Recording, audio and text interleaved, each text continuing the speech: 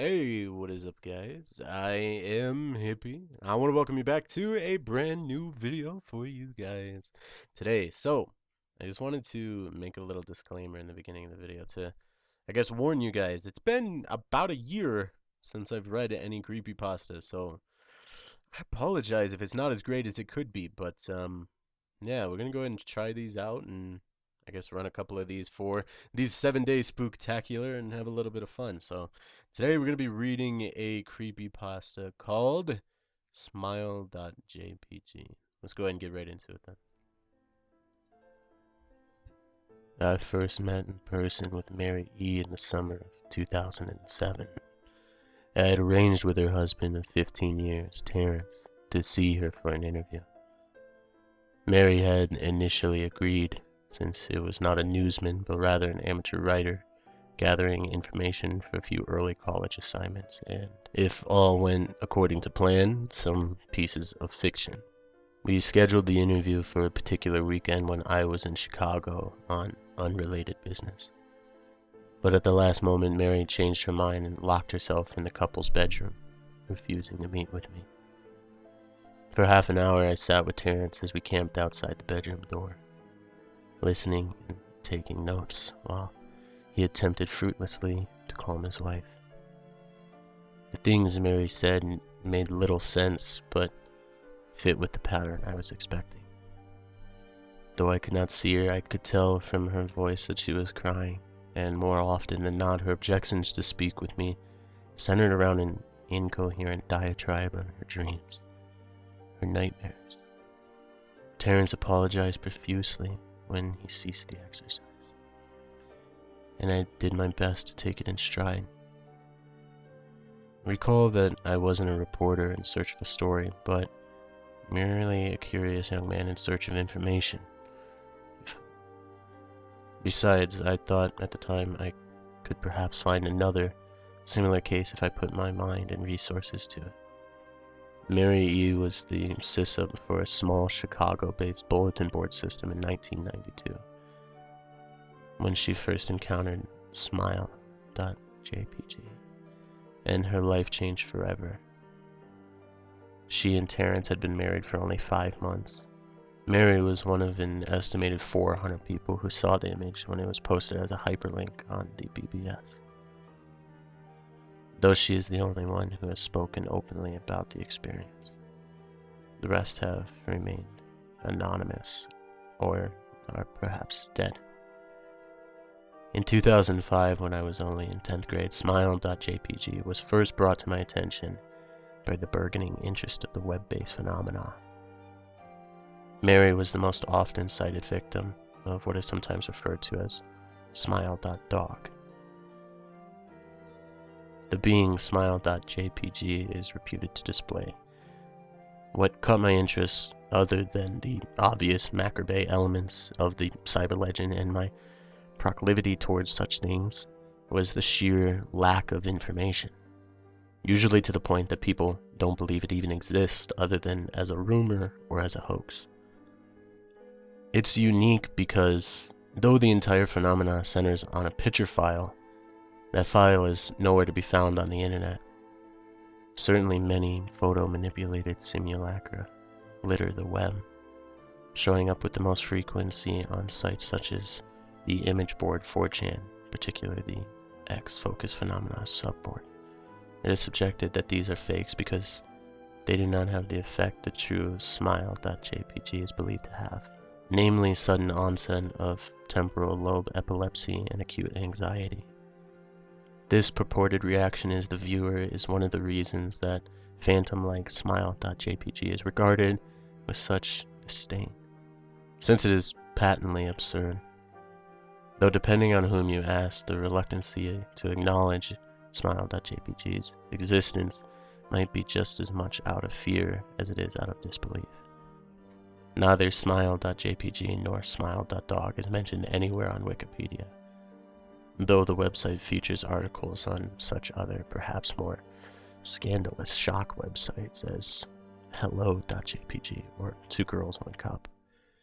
Any attempt to create a page pertaining to Smile.jpg is summarily deleted by any of the encyclopedia's main admins. Encounters with Smile.jpg are the stuff of internet legends. Mary E's story is not unique. There are unverified rumors of Smile.jpg showing up in the early days of Usenet, and even one persistent tale that in 2002 a hacker flooded the forums of humor and satire websites. Something awful with the deluge of Smile.dog pictures, rendering almost half of the forum's users at the time epileptic. It is also said that the mid to late 90s, the Smile.jpg circulated on Usenet and as an attachment to a chain of emails with the subject, "Smile, God loves you." Yet despite the huge exposure these stunts would generate, there are very few people who admit to have experienced any of them, and no trace of the file or any link has ever been discovered. Those who claim to have seen Smile.jpg often weakly joke that they were far too busy to save a copy of the picture to their hard drive.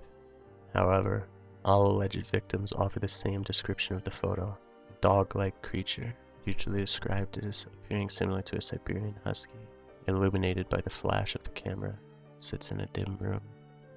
The only background detail is the visibility of a human hand extending from the darkness near the left side of the frame. The hand is empty, but is usually described as beckoning. Of course, most attention is given to the dog, or dog creature, as some victims are more certain than others about what they claim to have seen.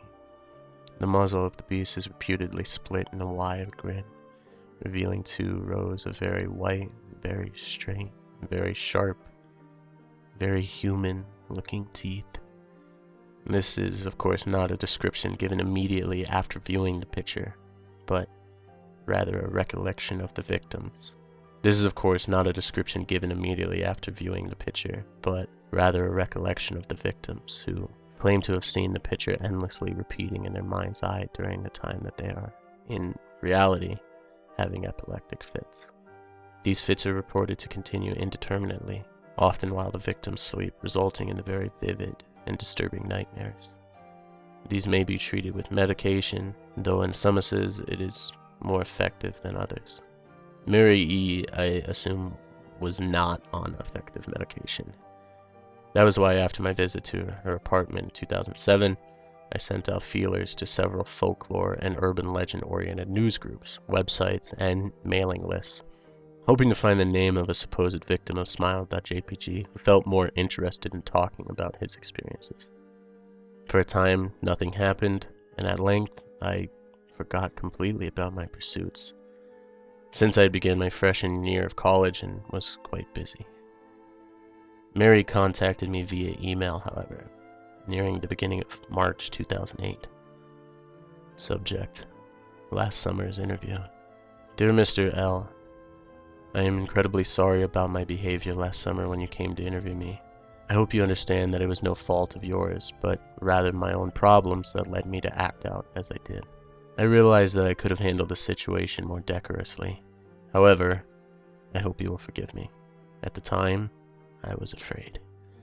You see, for 15 years, I've been haunted by Smile.jpg. Smile.dog comes to me in my sleep every night. I know that sounds silly, but it's true. There's an ineffable quality about my dreams, my nightmares, that makes them completely unlike any real dreams I have ever had. I do not move. I do not speak. I simply look ahead, and the only thing ahead of me is the scene from that horrible picture. I see the beckoning hand, and I see Smile.dog. It talks to me. It is not a dog, of course, though I'm not quite sure what it really is. It tells me it will leave me alone if I only do as it asks. All I must do, it says, is spread the word. That is how it phrases its demand, and I know exactly what it means. It wants me to show it to someone else, and I could. The week after my incident, I received in the mail a manila envelope with no return address. Inside was only a 3.5-inch floppy diskette. Without having to check, I knew precisely what was on it. I thought for a long time about my options, and I could show it to a stranger or a co-worker. I could even show it to Terrence. As much as the idea disgusts me, and what would happen then? Well, if Smile.dog kept its word, I could sleep. Yet if it lied, what would I do? And who was to say something worse would not come for me if I did what the creature asked? So I did nothing for 15 years, though I kept the diskette hidden amongst my things.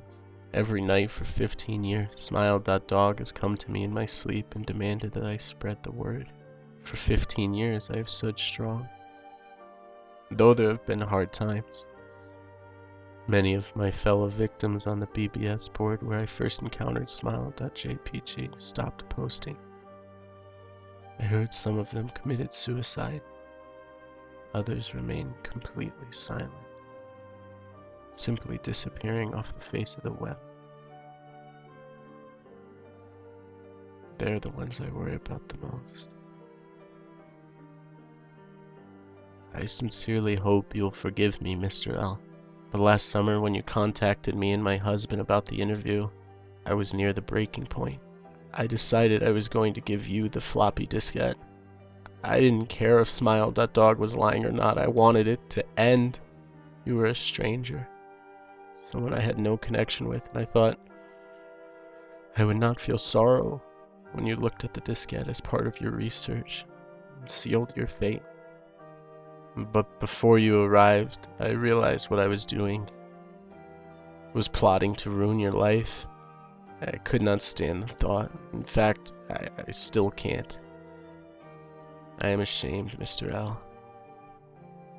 And I hope that this warning will dissuade you from further investigation of Smile.jpg. You may in time encounter someone who is, if not weaker than I am, then wholly more depraved. Someone who will not hesitate to follow Smile.dog's orders. Stop while you're still whole. Sincerely, Mary E. Terrence had contacted me later that month with news that his wife had killed herself while cleaning up the various things she'd left behind, closing email accounts and the like. He happened upon the above message. He was a man in shambles, and he wept as he told me to listen to his wife's advice. He found the diskette, he revealed, and burned it until there was nothing left but a stinking pile of blackened plastic. That part most disturbed him was how the diskette hissed as it melted, like some sort of animal, he said. I'll admit that I was a little uncertain on how to respond to this. At first I thought perhaps it was a joke, with the couple blatantly playing with this situation in order to get a rise out of me. A quick check of several Chicago newspaper online obituaries, however, proved that Mary E. was indeed dead. And there was, of course, no mention of suicide in the article. I decided that, for a time at least, I would not further pursue the subject of Smile.jpg, especially since I had finals coming up at the end of May. The world has odd ways of testing us. Almost a full year after I had returned from my disastrous interview with Mary E., I received another email. Subject: Smile. Hello. I found your email address through a mailing list. Your profile said you were interested in Smile Dog. I have saw it. It's not as bad as everyone says.